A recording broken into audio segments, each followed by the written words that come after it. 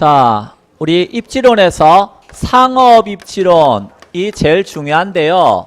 그 상업 입지론과 관련해서 핵심은 상권이라고 말씀을 드렸어요.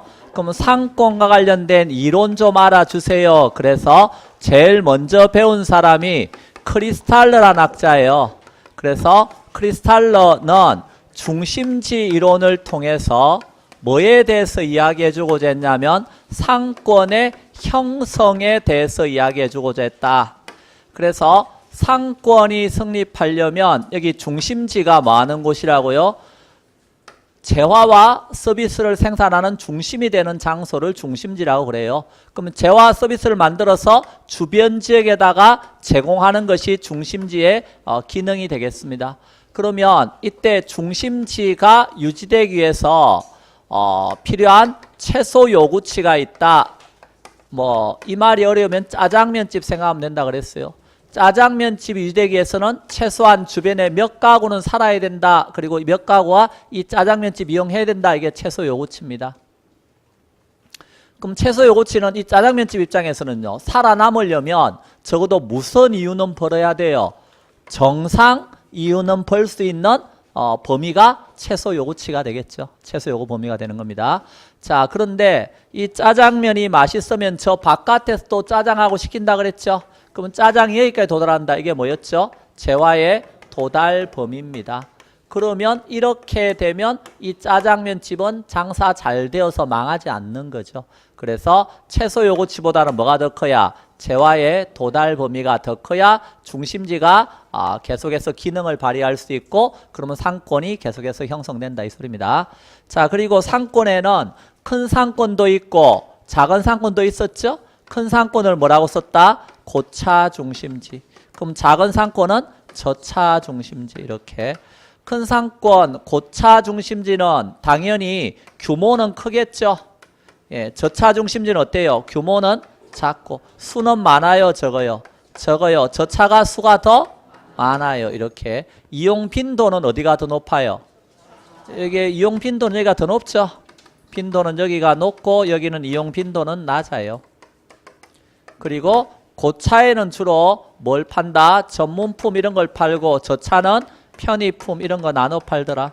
자, 그래서 이런 식으로 고차하고 저차 이런 식으로 나누어서 설명을 했다 하는 겁니다. 자, 그런데 크리스탈러는 상권의 형성에 관심이 있었다면 상권의 작용에 관심이 있었던 학자가 있었다. 작용이라고 하는 거는 힘이 어디까지 영향을 미치는가 하는 것이 작용이다. 그걸 설명하고자 한 학자가 레일리라는 학자였다. 레일리의 소매 인력 법칙.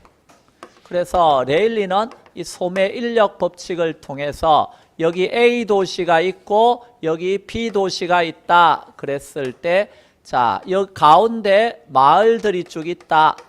그러면 여기에서 소비자들은 지금 이쪽 마을 사람들은 A 도시로 쇼핑을 간다. 그 말은 A가 잡아당기는 뭐가 있으니까? 힘이 있으니까 A로 가는 거 아니냐. 자, 근데 이쪽 마을 사람들은 B로 가더라? 그러면 이쪽으로 가는 이유도 B가 잡아당기는 뭐가 있으니까? 힘이 있으니까 그리 가는 거 아니냐.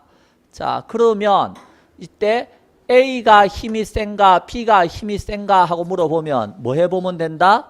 비교해보면 된다. 훌륭하다. 어떻게 비교할 건데? 하고 물었을 때 간단한 거 아니에요. 비교해보면 되죠. 어떻게 비교할 건데 그랬을 때 하나는 어디다가 놓고 분자에다 놓고 하나는 분모에 놓고 힘을 비교하면 된다. 근데 힘이라고 하는 거는 뭐에는 비례한다? 무슨 거리예요. 힘은요 크기에는 비례해요. 맞죠? 여기도 한 등발 하시는 분 계시잖아요. 안 계신가? 자, 그랬을 때 어때요? 그러면 힘이 세다 그러잖아요. 왜 옆에 사람을 보고 그래요? 자, 그랬을 때. 자, 그랬을 때 크기에는 비례한 거죠. 근데 힘센 사람이 있는데요. 제가 욕해도 되나요? 예. 욕해도 된다고요? 예. 되는 경우가 있는데요. 전제 조건은요. 거리가 가까워야 돼요. 뭘 해야 돼요? 뭘 해야 되죠? 가까이서 욕하면 큰일 나요. 예, 거리가 멀어야 돼요. 왜? 그러면 잡으러 오는 힘이 딸릴 거 아니에요. 자, 그렇죠? 거리가 멀수록 멀어질수록 힘은 약해지는 거예요. 그러니까 당연히 힘은 크기에는 비례하고 거리의 제곱에는 반비례한다. 이런 논리가 나오잖아요. 그럼 A가 힘이 센지 B가 힘이 센지 비교해 보면 돼요. B의 힘은 B의 크기에는 비례하고 B까지 가는 거리의 제곱에는 반비례하고 그럼 이렇게 나갈 거 아니에요. 그러면 힘을 서로 비교해 보라 그랬을 때 얘가 예를 들어서 B는 힘이 1이고요. A는 8이 나왔어요. 그 말의 의미가 뭐예요? 여기에서 전체 힘은 얼마예요? 9죠? 그럼 얘는 9 중에서 8이고 얘는 9 중에서 얼마예요? 1이란 뜻이에요. 여기 마을이 있는데요. 이 마을이 C 마을이 있는데 이 사람들은 A로 갈 수도 있고 B로 갈 수도 있네요. 그런데 그거는 뭐에 따라 달라져요? A가 잡아당기는 힘과 B가 잡아당기는 힘에 따라 달라지는데 마을 사람이 9,000명이래요. 그러면 9,000명 모두 C 마을 사람은 A 아니면 B의 물건 사러 간대요. 그럼 A에 사러 가는 사람은 몇 명이나 될까? 이래 물어보면 어떻게 그리 잘 알아요? 예, 여기서 곱하면 8,000명 이렇게 나가는 거 아니에요? 그럼 여기는요? 대단합니다.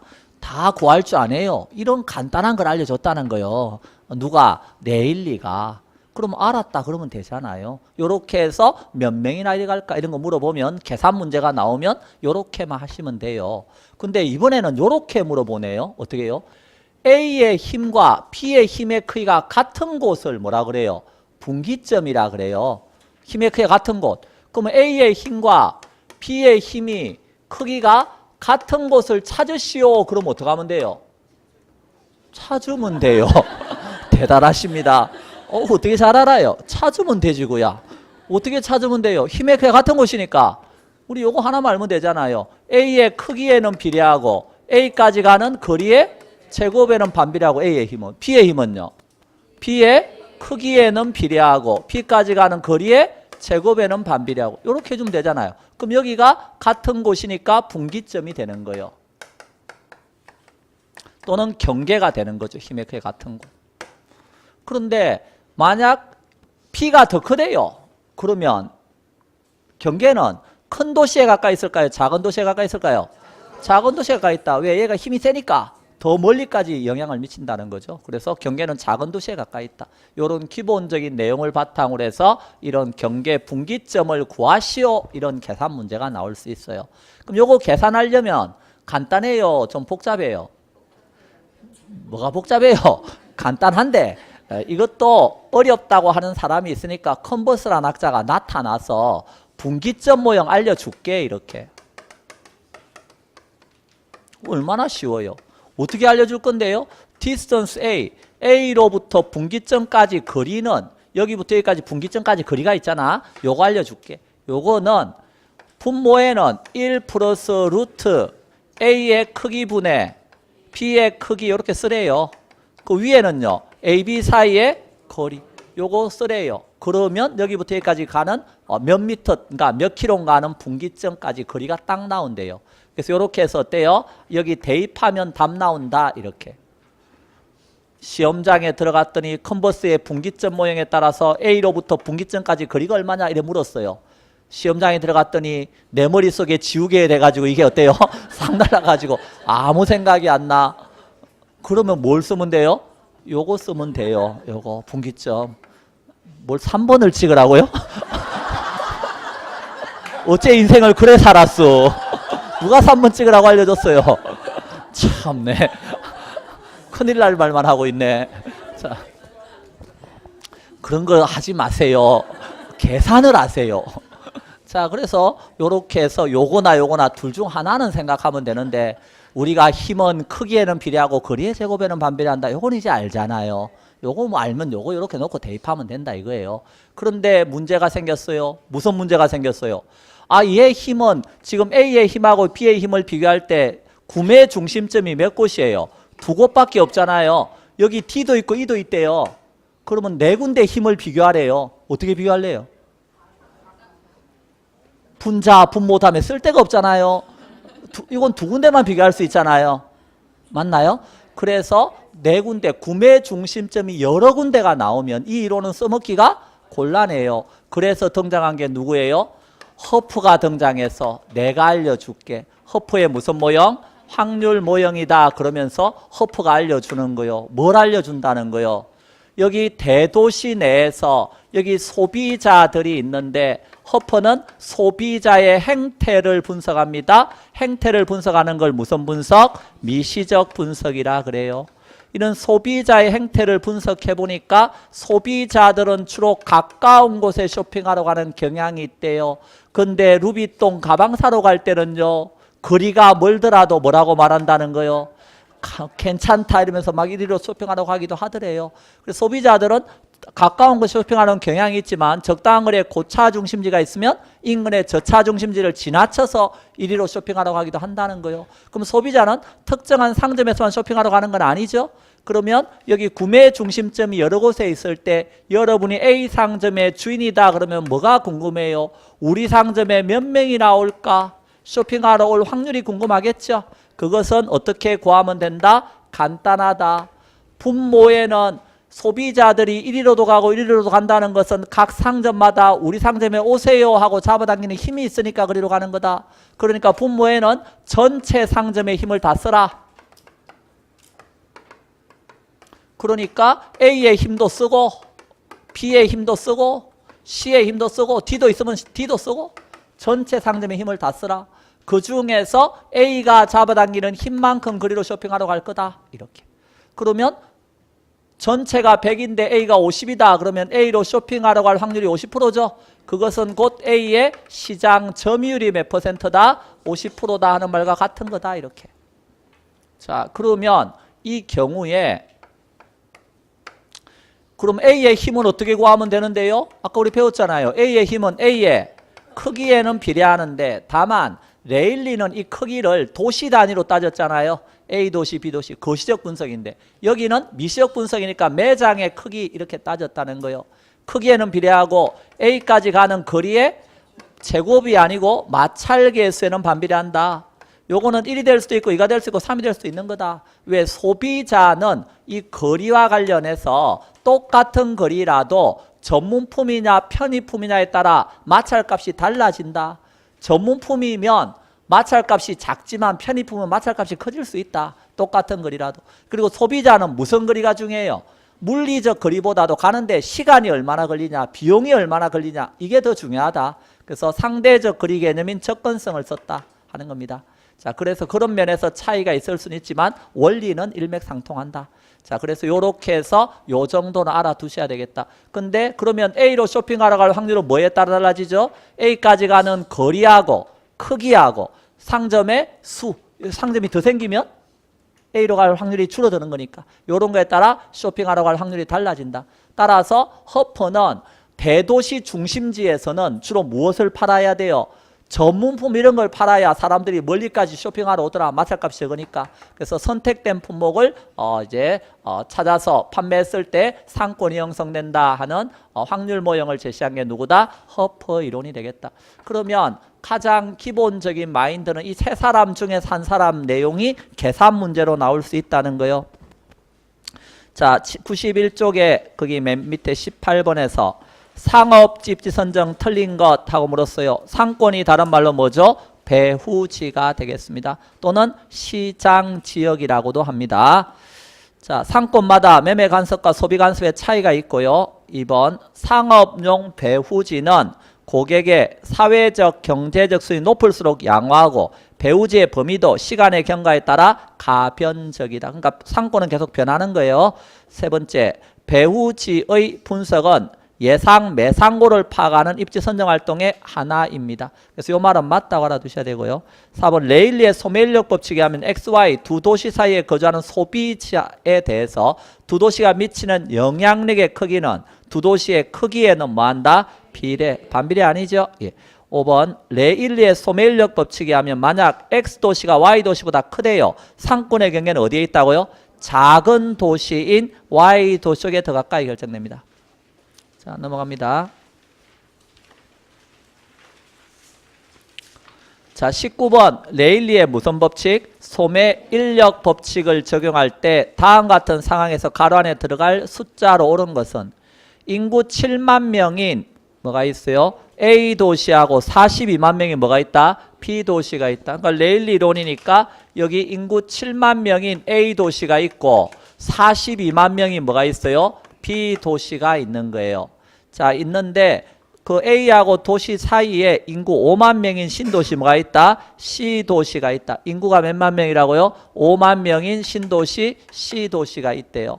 자, 이랬을 때 신도시 C로부터 A, B까지 직선거리는 각각 몇 킬로다? 1킬로하고 2킬로다. 그럼 거리가 여기는 1킬로고 여기는 몇 킬로다? 2킬로 떨어져 있다 이런 뜻이에요.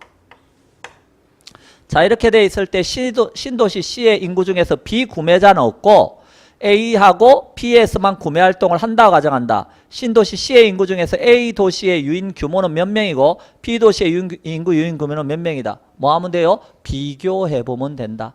그러면 A의 힘은 A의 크기 7만에는 비례하고 A까지 가는 거리 1의 제곱에는 반비례하고 B의 힘은 42만에는 비례하고 B로 가는 거리가 얼마죠?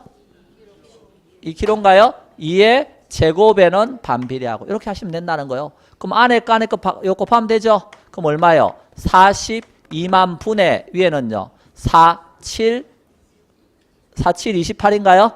예, 그럼 얼마가 돼요? 28만. 만만 없어지죠? 그러면 약분하면 어떻게 돼요? 2로 약분하면 21, 여기는 14. 21분의 14는 또 7로 약분이 되네. 7, 2, 14, 7, 3, 21. 그럼 얼마예요? 3분의 2. 이 말이 무슨 뜻이죠? 전체 힘은 얼만데? 5인데 이건 5 중에 3이잖아요. 여기는 5분의 2잖아요. 몇만 명이라고요? 5만 명. 5만 명이니까 5분의 2면 얼마예요? 2만 명. 여기는 얼마? 3만 명. 그러니까 A로 몇 명 가고 2만 명. B로 3만 명. 따라서 답은 5번. 이렇게 된다는 거예요. 그거하고 똑같은 문제 얼마든지 만들 수 있나요? 만들 수 있죠. 이렇게 해서 힘을 비교하시오 이런 문제를 만들 수 있다는 거예요. 자, 그랬더니 이번에는 비교하는 문제가 아니라 20번에서 뭘 물어봤어요? 어떤 도시에 쇼핑센터 AB가 있는데 쇼핑센터 간의 거리는 얼마다? 12km다. 쇼핑센터 A의 면적은 500이고 B의 면적은 4,500이다. 컨버스의 분기점 모형에 따라서 상권의 경계선으로 옳은 것 이래 물었다는 거예요. 그러면 우리가 컨버스의 분기점 모형이 여러분 머릿속에 들어있다면 여기다가 그대로 뭐만 하면 된다? 대입만 하면 된다. A의 크기 얼마? 500. B의 크기 얼마? 4,500. 맞나요? A, B 사이의 거리 얼마? 12km 이렇게 돼 있나요? 그러면 요거 얼마예요? 500분의 4,500은 5, 9, 45니까 루트 9잖아요. 루트 9는 3인가 아시죠? 1 더하기 3은요? 4. 4분의 12는 얼마? 3. 그러니까 A로부터 분기점까지 거리는 얼마? 3km 떨어져 있다. 이렇게 하시면 된다는 거예요. 되게 쉽잖아요. 그래서 여기다 넣으면 된다고 컨버스가 알려준 거예요. 고맙습니다. 컨버스 아저씨. 근데 문제는요. 시험장에 들어갔더니 아무 생각이 안 난다. 뭐가 루트가 있긴 있은 것 같고 한데 내 머릿속에 루트는 이제 사라진 지 오래다 이렇게. 그러면 어떻게 돼요 이제? 분기점을 구하라 그랬으니까 요 놈이잖아요. 그럼 여기다 대입이라도 해야지. 요거는 생각이 날 거 아니에요. 크기에는 비례하고 거리의 제곱은 반비례한다. 힘의 크기가 같은 것이 분기점이니까. A의 크기 얼마였어요? 500. 그러면 여기 A하고 B가 있는데 요 거리가 몇 킬로라 그랬죠 지금? 12km죠? 그 다음에 A의 크기는 500이고 B의 크기는 얼마라고요? 4,500이니까 우린 적어도 여기 가까이 있다는 걸 알죠? 그럼 A로부터 가까이 있다 하는 건 알아요. 예, 요렇게. 요건 아는데 지금 요걸 물어본 거 아니에요. 그러면 여기 크기 여기부터 여기까지 거리가 얼마인지 모르잖아요. 모르면 뭐라고 넣으면 돼요? X. 여기는요. 대단합니다. Y. X 아니면 Y 이렇게. 그러면 거리 A까지 거리를 모르니까 요건 X의 제곱. 이렇게 넣으면 되고 얘는요. 4,000. 요거는 Y의 이렇게 되는 거 아니에요. 그럼 요거 자리 바꿔도 되죠? 이렇게. 자리 바꾸면 얼마분의 얼마가 돼요? 자리 바꾸면 X제곱분의 Y의 제곱은 500분의 4,500이잖아요. 그럼 5, 9, 45인 거 아시죠? 그럼 뭐의 제곱이에요? 3의 제곱. 그럼 이렇게 제곱은 이렇게 바꿔도 되죠? 너무 어렵나? 자, 따라서 x분의 y는 얼마예요? 3. y는 몇 x? 3x. y가 3x니까 여기다 3x라고 써봐요.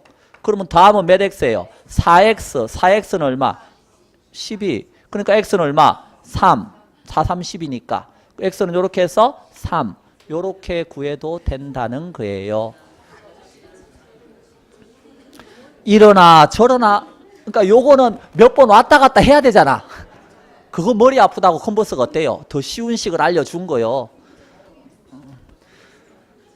아무 생각이 없으면 찍더라도 몇 번을 찍어야지. 1번이나 2번 중에 하나 찍고 와야지. 3번이나 4번이나 5번이나 이런 거 찍고 오면 된다 안 된다?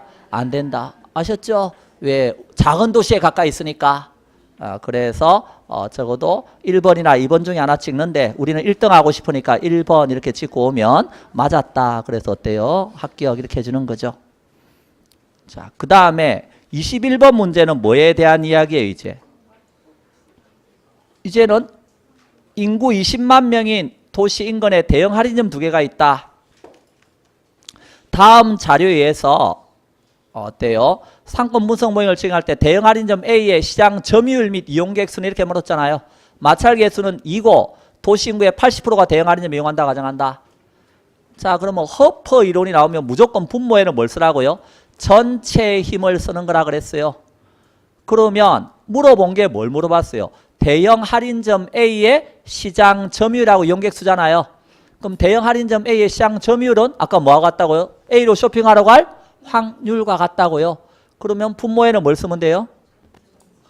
전체 힘을 쓰면 되지 뭐. A의 힘은 얼마예요? 할 수 있죠? A의 힘은 1600에는 이 분모에는 A의 힘도 쓰고 P의 힘도 있고 두 군데니까 두 군데 다 써야 될 거 아니에요. 그중에 물어본 게 A의 시장 점유율이니까 위에는 알고 싶은 게 위로 가야죠. A의 힘을 위에 써주라고요. 그러면 A로 쇼핑하러 갈 확률이 나오잖아요. 그럼 A의 힘은 A의 크기 얼마예요?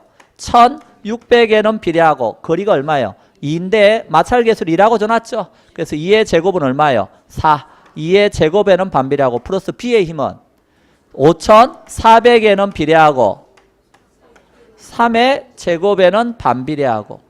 그럼 요거 계산하면 4분의 1600이니까 400인가요? 여기는요? 69, 54 맞네. 600이네. 그럼 전체 힘은 얼마예요? 1000. 1000 중에서 A의 힘이 얼마예요? 400. 그럼 A로 쇼핑하러 갈 확률이 몇 프로죠? 40%인 거 아시겠죠? 이건 분모가 전체니까. 전체 중에 400이니까 40%죠. A로 쇼핑하러 갈 확률이 40%면 인구가 몇만 명이라 그랬어요? 20만인데 그중에 80%가 대형 할인점 이용한다 그랬잖아요. 그러면 28이 16이니까 16만 명이 이용하는 거죠. 그럼 16만 명 중에서 40%니까 계산하면 얼마예요? 6만 4천 명. 그럼 A로 쇼핑하러 가는 인구수는 6만 4천 명이 되겠다. 40%. 답은 그래서 몇 번? 1번이 되는 거다. 자, 똑같은 내용이 22번 그리고 23번 다 똑같은 내용들입니다. 자, 그래서 똑같은 내용들인데 적어도 여러분이 22번 문제 한번 풀어보시고 그 23번 문제는 자, 한번 보세요. 23번 문제는 인구 5,000명의 소비자가 거주하는 지역이 있다. 1호부터 4km 떨어진 기존의 종로 상점의 매장 면적이 160제곱미터고 소비자 거주지로부터 8km 떨어진 지점의 새로운 매장 면적 640제곱미터의 랜드 상점을 개설했을 때 허프의 확률적 상권 모형을 이용해서 랜드 상점의 월 가능 매상고를 추정한다면 단 소비자의 지출 가능액은 월 5천만 원이고 마찰계수는 2로 가정한다. 자, 거기에서 일단 뭐에 대해서 물었죠? 가능 매상고 추계하라 이런 뜻이잖아요. 그러면 무조건 누구 이론이 나오면 이거 누구 이론이에요? 허퍼 이론이잖아요. 허퍼의 확률적 상권 모형이라고 나오죠. 허퍼 이론이 나오면 무조건 그 상점으로 쇼핑하러 갈 뭘 구하세요? 확률을 구하세요. 그러면 물어본 게 랜드 상점 이야기잖아요. 그럼 랜드 상점으로 쇼핑하러 갈 확률은 어떻게 됩니까? 밑에는 뭘 쓰라고요? 전체. 전체니까 무슨 상점이 있어요? 기존에 종로 상점이 있죠? 종로 상점의 힘과 종로 상점의 힘하고 뭐하고 랜드 상점의 잡아당기는 힘 써야 되겠죠? 두 군데가 있잖아요 지금. 종로 상점의 힘은 뭐에는 비례하죠? 종로 상점의 크기 얼마예요? 160에는 비례하고 뭐에는 반비례해요? 4의 마찰 개수가 1하고 전왔죠? 제곱에는 반비례하고 그 다음에 랜드 상점은요 640에는 비례하고 뭐에는 반비례하죠? 8의 제곱에는 반비례하고 그럼 요거 계산하면 얼마예요? 16분의 160이니까 10 여기는요 88, 64 64분의 640이니까 10 전체 힘은 20이네요 그 중에 우리가 알고자 하는 건 랜드죠 그 랜드 힘이니까 얼마? 10 그러니까 랜드로 쇼핑하러 갈 확률은 20분의 10이라고요 그러니까 2분의 1이 되는 거죠 2분의 1 자 그러면 거기에서 자 가로 안에 소비자가 지출 가능한 금액이 월 얼마라고 써놨어요? 5천만 원이다 이렇게 써놨나요? 그러면 소비자가 지출하는 게 월 5천만 원인데 5천만 원 중에서 어디로 가는 거예요? 2분의 1만큼이 랜드로 가는 거 아니에요? 그럼 랜드 상점의 월 가능 매상고가 얼마가 되겠어요? 2,500만 원이 되겠죠. 이해됐나요? 그렇게 해서 가능 매상고를 추계하는 것을 우리는 중력 모형이라 그래요. 그래서 가능 매상고와 관련해서 매장용 부동산이 있는 거예요. 여러분 요약집에는 몇 쪽에 나와요?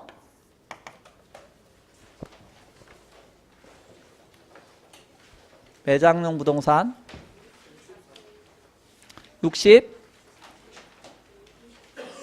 64페이지에 나오나요? 그래서 매장용 부동산에서는 두 가지 내용을 알아달라고 제가 써놨어요. 하나는 매장용 부동산의 부지 선정 단계입니다. 그 부지 선정 단계 보시면 첫 번째가 뭐라고 되어 있어요? 기존 부지 분석 이렇게 써놨어요. 자, 롯데리아라는 매장이 있습니다. 신규 매장을 하나 오픈하고 싶어요. 어디 오픈할까를 지금 고민하고 있어요. 그러려면 뭐부터 분석하라고요? 기존 롯데리아 매장 부지부터 분석을 해보라는 거예요. 왜? 그래야 하나의 롯데리아 매장이 유지되려면 최소 요구치, 주변에 인구는 얼마나 정도나 돼야 되고 사람들의 소득은 어느 정도나 돼야 되는지 이런 것이 나온다는 거죠. 그래서 최소 요구치를 먼저 파악합니다. 파악을 했으면 그걸 바탕으로 해서 도시 분석을 하는 거예요. 자, 그래서 도시 분석에서 뭐 서울도 분석하고 부산도 분석하고 대구도 분석하고 쭉 했습니다. 자, 분석을 했는데 신규 매장이 이 도시에 들어간다고 했을 때 순영가가 어때요? 0보다 작은 곳과 순영가가 0보다 큰 곳이 있어요. 어디 들어가야 돼요? 순영가가 0보다 작다는 거는 그 신규 점포가 들어갔을 때 순영가가 마이너스가 나온다는 건 이미 그 도시에서는 그 매장이 포화 상태라는 거예요. 그러니까 순영가가 0보다 크게 나오는 도시를 선택해야 되겠죠. 그래서 여기에서 도시 분석을 통해서 순영가가 0보다 크게 나오는 부산이라는 도시를 선택을 했습니다. 그러면 그 부산 안에도 뭐가 있어요? 걸린 지역들이 있을 거 아니에요. 인근 지역들이 있다고요. 그러니까 걸린 지역 분석을 또 하는 거죠. 그러면 걸린 지역 뭐가 있는데요? 해운대도 있고 뭐 서면도 있고 동래도 있고 쭉 있다는 거예요. 이렇게. 그럼 있을 때 여기 해운대에 롯데리아 매장이 들어간다 했을 때 소비자들이 그 매장에 와서 지출하는 금액이 있을 거예요. 그게 뭐죠? 지출 가능액이겠죠. 그 지출 가능액에서 아까 하나의 매장이 유지되기 위한 최소 요구치 아까 구했잖아요. 그럼 최소 요구치를 빼는 거예요. 요구치 뺐을 때 남는 금액이 큰 데 들어가야 돼요? 작은 데 들어가야 돼요? 큰 데하고 작은 데가 있다 그러면 어디 들어가야 돼요? 여기가 제일 큰 데 들어가야 돼요. 요게 지출 가능액은 결국 그 매장의 가능 매상고가 될 테니까 거기에서 최소 요구치 빼서 제일 큰 데 들어가라. 그럼 해운대가 대상 걸린 지역으로 선택이 된 거 이제. 선정을 했죠? 그럼 대상 걸린 지역 해운대 안에서 또 하나의 뭐요? 부지를 선정해야 될 거 아니에요. 이 부지는 매장이니까 회사 전체 입장에서 이윤이 극대화될 수 있는 부지를 선정하라는 거예요. 이해됐나요? 그래서 부지 선정 이렇게 가는 거죠. 그래서 요 범위를 점점 좁혀오는 겁니다. 근데 첫 번째 분석이 뭐라는 거? 기존 부지 분석이라는 것 봐두시고, 그 다음에 두 번째 알아야 될 내용이 뭐예요? 매장이니까 가능 매상고를 뭐 하는 거? 추계하는 것을 아셔야 돼요. 가능 매상고 어떻게 추계하는가? 그때 나오는 내용이 뭐에 대한 이야기예요? 비율법도 있나요? 또 뭐도 있어요? 유추법도 있나요? 또 뭐도 있어요? 중력 모형 있나요? 그 다음에 회귀 분석법 있나요? 체크리스트법이라고 되어 있는 거 있나요? 그래서 이런 것도 한 번 정도는 봐두라는 소리예요. 그 중에서 지금 중력 모형이라고 되어 있는 거 있죠? 요게 조금 전에 배웠던 허퍼 이론이에요. 즉 거리하고 크기 이런 걸 바탕으로 해서 거리로 쇼핑하라고 할 확률 이런 걸 구하고 그걸 바탕으로 해서 가능 매상고를 추계하는 거. 좀 전에 우리 했잖아요. 그게 뭐라고요? 중력 모형 이야기라고요. 그럼 회귀 분석법 배운 거 기억납니까? 우리는 단 한 번도 기억난다는 말을 한 적이 없죠. 회귀 분석법과 관련해서 종속 변수가 이제 매상고가 되고요. 종속 변수에 영향을 주는 무슨 변수가 있다? 독립 변수가 있어요. 어떤 게 독립 변수가 됩니까? 그랬을 때 뭐 전철하고 접근성은 얼마나 떨어져 있는가? 주차장 면적은 얼마나 되는가? 사람들의 소득은 얼마나 되는가? 유동인구는 얼마나 되는가? 이런 것들이 어때요? 다 매상에 영향을 줄 수 있는 것들인데 그 중에서 요거 유동인구라고 하는 것을 하나 독립변수로 선택을 해봅시다. 그러면 독립변수는 여기 유동인구 X축에다가 쓰고 가로축은 매상고 해서 여기 Y축에다가 씁시다.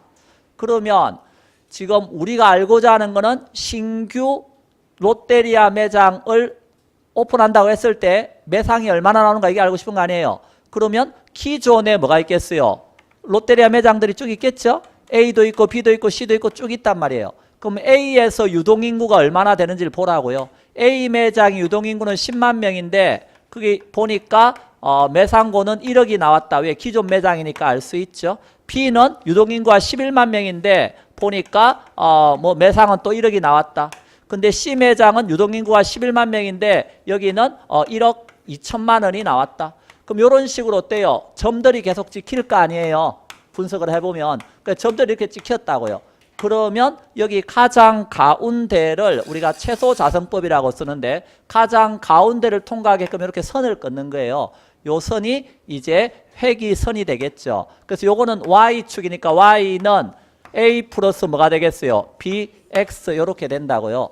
그러면 이때 P가 뭐가 되는 거죠? 이게 회귀 개수가 되는 거예요. 이 회귀 개수는 뭘 알려주고 있다? 민감도를 알려주고 있는 겁니다. 기울기잖아요. 요거 기울기인 거 아시죠? 기울기가 가파르다는 건 무엇을 말하는 거예요? 유동인구가 약간만 늘어도 매상이 엄청나게 뛴다 하는 걸 알려주고 있는 거예요. 그래서 민감도를 알려주는 것이고 그러면 이 경우에 자 신규 오픈하고자 하는 매장에 뭘 파악할 수 있어요? 유동인구도 파악해 볼 수 있겠죠? 얼마나 되는가 하고 봤더니 12만 명이더라. 그럼 12만 명이면 여기 12만 명 되는 곳이 어때요? 쭉 올라가 보면 만나는 점이 있을 거 아니에요? 요 점이 대상 점포에 뭐가 된다? 가능 매상고가 된다. 이런 걸 뭐라고 쓴다고요? 회귀 분석법 이렇게 쓰는 거예요.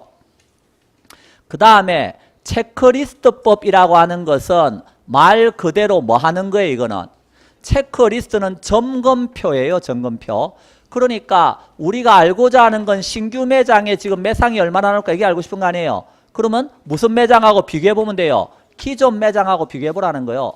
그러면 점검을 할 때 눈에는 얼마나 잘 띄는가 이런 걸 가시성이라 그래요. 전철하고는 얼마나 접근되어 있는가 접근성. 아까 뭐 유동인구 이런 것 쭉 있을 수 있죠. 주차장 면적 뭐 많이 있을 수 있어요. 그럼 이런 것들을 서로 비교할 때 100점 만점에서 여기 신규 매장은 5점 만점에서 보니까 가시성 눈에 잘 띄는 정도는 4점, 기존 매장은 3점 이렇게. 전철하고 몇 미터나 떨어져 있는가 봤더니 얘는 4점, 얘도 4점 이렇게. 주변의 유동인구는 얼마나 되는가 봤더니 얘는 3점, 얘는 4점, 뭐 이런 식으로 어때요? 점수를 쭉 매겨볼 수 있죠? 매겨봤더니 여기가 60점이 나왔는데 여기는 65점이 나왔다. 그럼 기존 매장에 매상이 나와 있을 거 아니에요?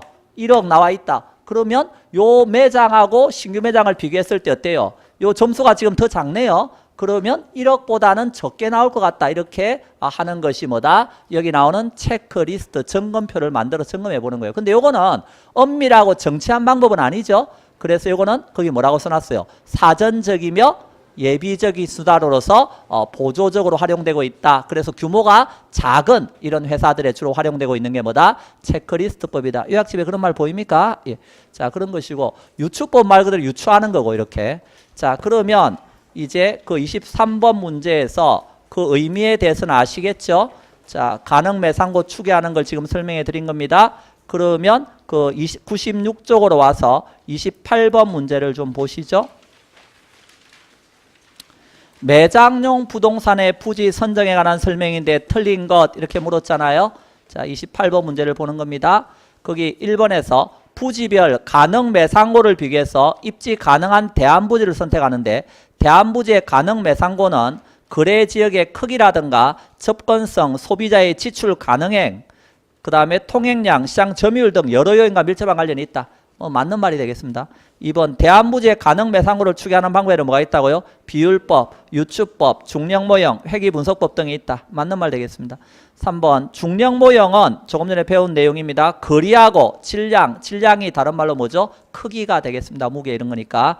요런 두 가지 변수로 대상 점포의 예상 매상고를 추계하나 회귀모형에서는 매상고에 영향을 준 여러 가지 변수들을 설정하고 이 변수들을 바탕으로 해서 대상 점포 예상 매상고를 추계한다. 맞다는 거 아시겠죠? 예, 맞는 말입니다. 자, 4번 체크리스트법으로도 예상 매상고를 추계할 수 있으나 일반적으로 뭐사 보조 자료로 많이 쓰인다. 그래서 체크리스트법은 대안부지의 여러 가지 특성을 이런 여러 가지 특성을 다각도로 비교해 볼 수 있잖아요. 다각도로 비교할 수 있는데 사전적이고 예비적 수단으로 중요한 의미가 있다. 맞는 말 되겠습니다. 5번 매장용 부동산의 부지 선정은 도시 분석, 걸림 분석, 기존 부지 분석, 대상 걸린 지역 선정, 대상 부지 선정 순으로 이루어진다. 순서가 틀렸죠? 첫 번째가 뭐라고요? 기존 부지 분석, 그 다음이 도시 분석, 걸림 분석, 대상 걸린 지역 선정, 대상 부지 선정 이렇게 된다. 그래서 틀린 것은 5번이 되겠다. 그래서 매장용 부동산에 대해서 좀 알아달라고 하나 낸 것이고요. 그 다음에 우리 상권과 관련해서 공간 균배의 원리라고 하는 거 배운 거 기억납니까? 공간 균배의 원리는 공간을 균등하게 많은 이론이다. 분배하는 이론인데 페트란 학자가 한 말인데 여기가 걸린 지역이 되겠습니다. 그때 여기 A 상점이 있는데 소비자들이 A 상점으로 물건을 사러 왔다. 그런데 갑자기 누가 나타났느냐 하면 B 상점이 나타나서 고객의 중간 요인이라고 하는 게 있어요. 요 평상시 A로 가던 사람들이 요 더 멋있는 상점이 B에 있으면 A로 안 가고 어때요? B로 가는 거예요. 이렇게. 그럼 이제 A 상점은 소비자가 이쪽에는 안 오잖아요. 안 오면 이때 A 상점은 가만히 있는 게 아니라 열받았다. 그래서 뭐 한다고요? 요 앞으로 가서 A 다시 차려가지고 그동안의 성원에 감사드립니다. 확장 이전 오픈해서 이렇게 나가면 또 소비자가 어디에요? 요리로 간다는 거죠. 그러면 B 상점은요? 또 가만히 있는 게 아니라 요리 앞으로 간다는 거예요. 그럼 이렇게 계속 가다 보면 어디까지 가겠어요? 끝까지 안 가요. 왜? 여기도 소비자가 와야지. 어디 끝까지 가겠어요? 여기는 못 오잖아요. 갈 때까지가 아니고. 인생을 그렇게 살아요. 우리가 끝까지 가는 갈 때까지 가잖아요. 가장 가운데에 입지하게 된다. 여기도 소비자가 와야 돼. 여기도 와야 되니까. 요런 걸 우리가 집심이라고 그런다는 거예요. 가운데 중심에 있으니까. 근데 중심에 있으면 소비자가 여기까지 와야 되잖아요. 맞나요? 오려면 뭐 들어요? 교통비가 들 거 아니에요. 근데 수요자들이니까 올 때 교통비가 드는데 교통비에 대해서 민감하면 와요, 안 와요? 안 오죠. 그러니까 교통비에 대해서 둔감해야 된다고. 둔감을 다른 말로 뭐라 그래요? 비탄력 기억납니까? 그러니까 교통비에 따라서 오는 양이 왕창 변하거나 이런 일 없다는 거예요. 그래서 교통비에 대해서 비탄력적일 때 집심이 되는 거예요. 그러면 교통비쯤이야 하고 오는 것들은 주로 전문자 들어가거나 고급자 들어가거나 뭐 대형자 들어가거나 이런 것들 있잖아요. 그런 점포가 무슨 점포가 돼요? 집심성 점포가 된다는 거예요. 그런데 소비자들이 교통비에 대해서 민감하면요. 민감이 탄력이잖아요. 탄력적이면 여기까지 안 오려 그래요. 그럼 어떡하라고요? 그때는 여기 가운데를 중심으로 해서 여기다가 A 상점, B 상점 이렇게 나눠서 상권을 형성하게 된다는 거예요. 이런 것을 무슨 점포라 그래요? 이제 산재성 점포, 분산 입지한다 이거예요. 그런 것들은 주로 소비자들이 교통비에 대해서 민감한 것들은 라면 하나 사기 위해서 멀리까지 안 간다 그랬죠. 그런 것들이 주로 편의품이라든가 우리 주변에 흔히 볼 수 있는 목욕탕, 세탁소, 이발소 이런 것들 있잖아요. 이런 게 무슨 점포가 돼요? 산재성 점포가 돼요. 자, 그래서 여기에서 이런 공간 균배의 원리에 따라 집심성 점포, 산재성 점포 이런 게 등장해요. 그거 외에도 함께 동업종의 점포가 한 곳에 모여 있으면 집적 이익이 있을 수 있죠. 무슨 가구 단지가 사람들이 어때요? 가구 사러 가자 그럼 여기가 딱 생각나도록 이런 집적 이익이 있는 곳에 모여 있다. 무슨 점포가 된다? 집재성 점포. 자, 그래서 집재성 점포도 있고 또 면사무소나 업사무소 중심으로 해서 농기구점이나 석재점, 비료점, 종묘점 이런 거 몇 개씩 모여 있잖아요. 이런 걸 어때요? 국부적 중심지에 모여 있다 그래서 국부적 집중성 점포. 그래서 이런 식으로 나눴다는 겁니다. 그 이야기를 좀 알아주세요 하는 것이 자 거기 24번 문제에서 뭐 틀린 것하고 물었는데요. 지금까지 다 배운 거예요. 우리가 1번 크리스탈러의 중심지 이론에서는 중심지가 성립하기 위한 요건은 대상 점포가 유대하기 위한 최소 요구치 범위보다는 뭐가 더 넓어야 됐어요? 아까 재화의 도달 범위가 더 넓어야 됐죠? 자, 이번 중력 이론의 바탕을 둔 확률적 상권 모형에서는 상권의 유인력은 매장의 규모에는 비례하고 거리의 제곱에는 반비례한다. 마찰계수 1호 가정했을 때. 그래서 2번은 맞는 말이고요. 크리스탈러의 중심지 이론은 도시 전체의 균형 있는 상권 분포에 관한 거시적 분석이라면 허프의 중심지 이론 소비자의 개성에 관한 무슨 분석이었죠? 미시적 분석. 맞네요. 레일리의 소매인력 법칙은 두 중심지 사이에 위치하는 소비자에 대해서 두 중심지가 미치는 영향의 크기는 두 중심지의 크기에는 뭐한다? 비례. 4번이 틀렸네요. 반비례 틀렸습니다. 자, 답은 4번. 5번 입지효과의 시간 법칙 이런 것도 있나요? 요약집 몇 페이지에 있어요?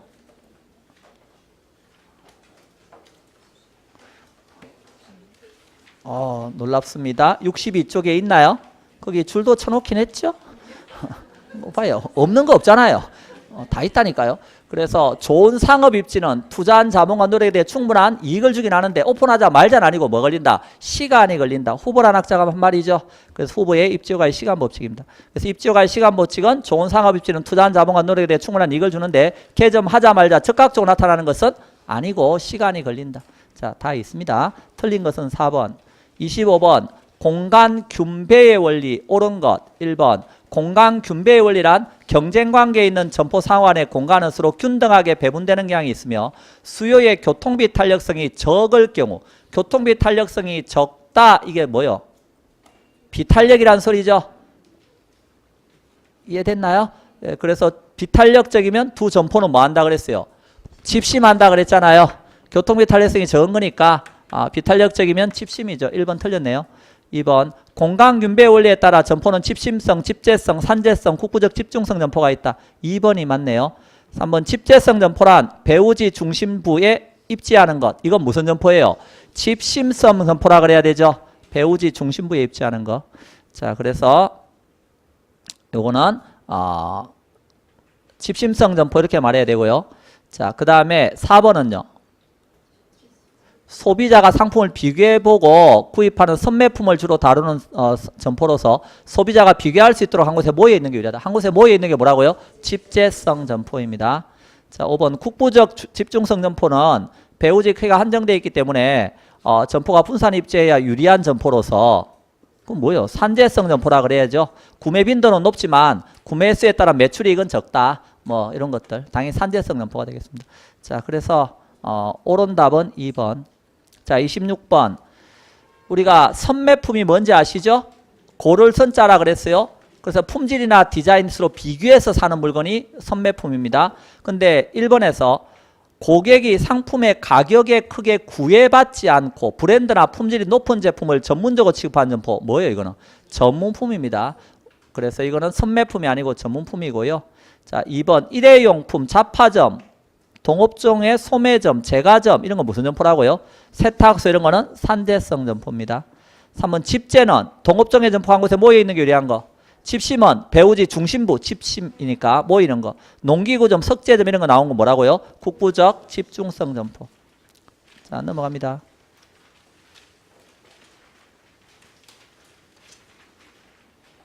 (27번) 털린 거 하고 물었는데요. 상권 또는 고객이 존재하는 지역을 아까 배우지라고 했고요. 배우지의 범위는 가만히 있는 게 아니라 계속 변해간다 그랬죠. 그래서 시간의 경과 이런 것 따라 유동적이고 가변적이다. 1번 읽어보니까 맞네요. 자, 2번 배우지가 적고 수의 교통비 탄력성이 크면 중심부로 모이는 경향이 있다. 아까 다른 건 필요 없어요. 교통비 탄력성이 크다 그 말에 집중하세요. 교통비 탄력성이 크면 그건 뭐가 돼요? 탄력성이 큰 건 요거잖아요. 그러니까 뭐요? 산재성 점포입니다. 그래서 교통비 탄력성이 크다 그러면 중심부로 모이지 않고 뭐한다? 산재성 점포. 자, 그 다음에 그러니까 이거는 교통비 탄력성이 작아야 무슨 점포가 돼요? 집심성 점포가 된다 그랬죠? 교통비 탄력성이 작아야 집심성입니다. 그 집심에는 백화점, 도매점 이런 게 있다 하는 말은 맞고요. 구매 빈도는 낮죠. 대신에 가격은 어떻다? 높다. 전문품 이런 거란 말이에요. 자, 2번이 틀렸습니다. 집재는 동업종의 점포 한 곳에 모이는 것들, 아까 은행, 보험회사 등 금융기관이나 관공서, 가구점, 공구점 이런 것들입니다. 그래서 우리가 여의도 가면 각종 증권, 보험 이런 것들 모여 있다 그랬고요. 그 다음에 가구점, 무슨 가구단지, 그리고 공구점 이런 것도 구로 공구상가에서 가면 공구점들 엄청 많이 모여 있습니다. 이런 것들이 집재성 점포다. 자, 4번 동업종의 점포가 서로 국부적 중심지에 모이는 것들, 농기구점, 석재점, 철공소, 비료점, 정묘점 맞네요. 자, 상업지역의 지역요인 읽어보시고 넘어갑니다. 자, 28번 매장 아까 설명했습니다. 29번 입지이론 이야기입니다. 자, 다 배운 내용이에요. 틀린가 하고 물었는데요.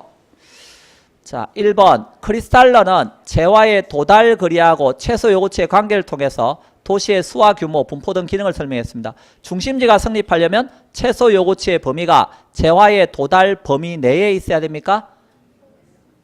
맞죠? 최소 요구치보다는 재화의 도달 범위가 더 바깥에 있어야 됐잖아요. 그러니까 1번은 맞는 말입니다. 2번 허프의 확률적 상권 모형에 의하면 소비자가 특정 지역에 쇼핑하라고 할 확률은요. 쇼핑센터까지 거리, 쇼핑센터 수, 쇼핑센터 크기 이런 거에 따라 달라진다 그랬어요. 2번도 맞고요. 3번 허프의 확률적 상권 모형에 의하면 중심의 크기가 같다면 가까운 곳에 상품을 구매하려는 경향이 있으나 적당한 거리에 고차 중심지가 있어도 인근의 저차 중심지를 이용할 가능성이 커진다. 아까 어떻게 표현했죠? 고차 중심지가 있으면 인근의 저차 중심지를 지나쳐서 고차 중심지로 갈 수 있다 그랬죠. 그래서 3번이 여기서는 틀린 표현이네요. 자, 4번 배버는 다른 비용이 일정하다 그러면 가장 중요하게 여긴 게 뭐라고요? 수송비. 그러니까 생산 및 판매에 있어서 최소 운송비가 드는 점이 최적 입지라 그랬어요. 그래서 수송비에 이럴 산업입지의 영향에 가장 큰 영향을 주는 요소로 봤습니다.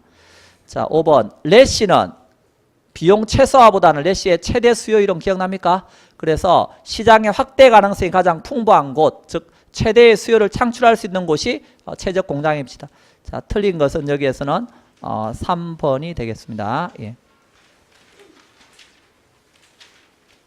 자, 30번 똑같은 내용입니다. 틀린 거 1번 배버의 최소 비용 이론은 수송비는 원료와 제품의 뭐에 따라서 무게, 원료와 제품 수송되는 거리에 따라 결정된다. 이미 배웠고요. 2번 레일리의 소매인력 법칙은 두 중심지 사이에 위치하는 소비자에 대해서 두 중심지가 미치는 영향력의 크기를 설명하는 이론으로서 두 도시의 구매 지향의 비율은 두 도시 인구의 크기에는 비례하고 거리의 제곱에는 뭐한다? 반비례한다. 맞는 말입니다. 크리스탈리의 중심지 이론에 하면 중심지는 중심성의 상대적 크기에 따라 고차도 있고 저차도 있었죠. 그때 고차일수록 저차보다는 어때요? 거리가 더 멀고 규모가 크고 다양한 중심 기능을 갖는다. 맞는 말 되겠습니다. 4번 허프의 확률적 상권 모형에 의하면 상권 내 모든 상점의 소비자에 대한 유인력은 상점의 규모에는 비례하고 거리의 제곱에는 반비례하므로 소비자에 대한 유인력은 상점의 규모가 클수록 거리가 멀수록 커진다. 뭐가 틀렸어요? 거리가 멀면 잡아당기는 유인력이 약해진다 그랬죠. 그래서 이거는 거리가 가까울수록 커지는 겁니다. 자, 4번이 틀린 답이 되겠습니다. 예. 자, 티네는 도심 가까운 곳은 집약 적용한다. 기억납니까? 집약 적용이 뭐라 그랬어요? 단위 면적의 토지에 대해서 투입되는 노동과 자본의 양을 늘리는 거죠. 그래서 이 경우는 자본재의 사용량을 늘린다. 도심에 가까운 곳은. 그래서 읽어보니까 맞는 말입니다. 자, 틀린 것은 4번. 31번 여러 학자 이론 틀린 거 이미 다 배운 겁니다. 조금 전에 1번 티넨 이론에 하면 도심에서 가까운 곳은 지대가 높다 그랬죠. 그러면 지대가 높으면 지대 지가가 높으면 생산 요소 중에서 토지를 많이 써요, 자본을 많이 써요? 자본을 많이 쓴다 그랬잖아요. 토지를 많이 쓰면 그만큼 대가가 많이 나가니까. 그래서 토지의 사용량은 줄이고 다른 생산 요소인 자본재의 사용을 늘리게 된다. 그래서 도심 가까운 곳은 무슨이요? 집약 적용. 자, 2번 베버에 의하면 최적 공장 입지는 비용 최소화 지점으로서 산업 입지에 영향을 미치는 비용 중에 수동비를 가장 중요한 요인으로 보았습니다. 3번 허프의 확률적 상권 모형은 특정 지역에서 상권이 경합되지 않는, 틀렸죠? 소비자가 A로 갈 수도 있고 B로 갈 수도 있고 C로 갈 수도 있다는 건 상권이 서로 경합된다는 뜻이잖아요. 경합된다는 걸 전제로 해서 여러 개의 쇼핑센터 상환의 시장 점유율을 설명하는 데 적합한 이론이다. 경합되지 않는다. 이게 틀린 겁니다. 예, 뒤에 말은 다 맞습니다. 4번 레일리 지겹게 배웠고요. 예. 그래서 소멸력 법칙에서 두 도시 크기가 같대요. 그럼 상권의 경계는 딱 가운데가 되겠죠. 크기가 다르면 어디에 가까이 있다고요? 작은 도시, 규모가 작은 쪽에 가깝다. 자, 5번 크리스탈러 이론은 거시적 분석이라 그랬고요. 허프 이론은 미시적 분석이다. 여러 번 이야기했습니다. 자, 틀린 것은 3번. 자, 32번 여러 학자 입지론 이야기다. 틀린 거. 1번 크리스탈러의 중심지론에서는 저차 중심지에서 고차로 갈수록 중심지 수는 피라미드형을 이룬다. 저차는 수가 많고 고차는 수가 적다 그랬죠. 그러니까 피라미드형 꼴을 이루게 되는 겁니다. 수로 보면. 2번 경쟁관계에 있는 점포 상환의 공간을 서로 분배하게 되는 경향이 있는데 수의 교통비 탄력성이 크다. 그 말은 곧 무엇을 말하죠? 교통비에 대해서 민감하다. 그러면 이건 집심이 아니고 뭐라고요? 분산, 산재성 점포가 되는 겁니다. 그래서 2번 틀렸고요.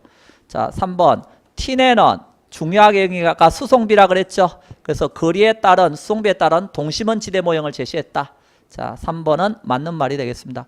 허퍼는 소비자의 소득, 기호, 교통 편의 등을 고려해서 선택된 품목을 팔아야 상권이 형성된다. 어디에서? 대도시 중심부에서 그렇다는 겁니다. 예, 그래서 허퍼는 그런 이론이고요.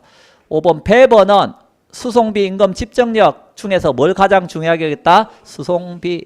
자, 3번 입지 선정할 때 주거지 입지 선정 기준이 되는 건 뭐?